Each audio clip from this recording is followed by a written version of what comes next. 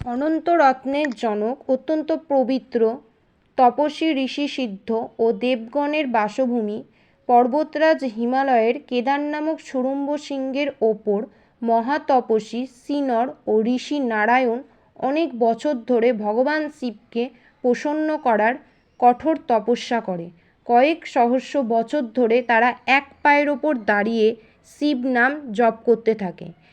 বিশ্বের পিতামহ ব্রহ্মা এবং পালনকারী ভগবান বিষ্ণুর মহা তপস্বী নর ও নারায়ণের ভূয়সী প্রশংসা করতে থাকে। শেষে ভগবান শঙ্কর তাদের কঠিন সাধনায় প্রসন্ন হয়ে দুই ঋষিকে বর প্রার্থনা করতে বলে।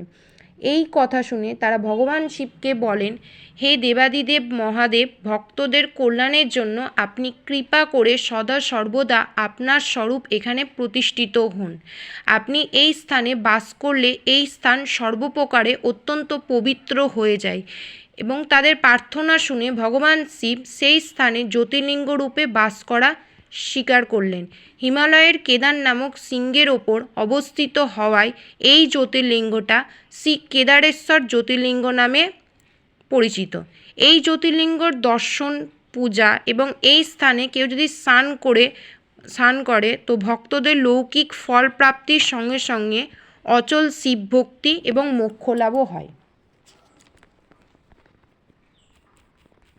বর্তমানে কেদারনাথ এখন সকলেরই একটা স্বপ্নের জায়গা হয়ে উঠেছে। তাই আপনারাও এই শ্রাবণ মাসে কেদারনাথ দর্শন করে আসুন। হর হর মহাদেব।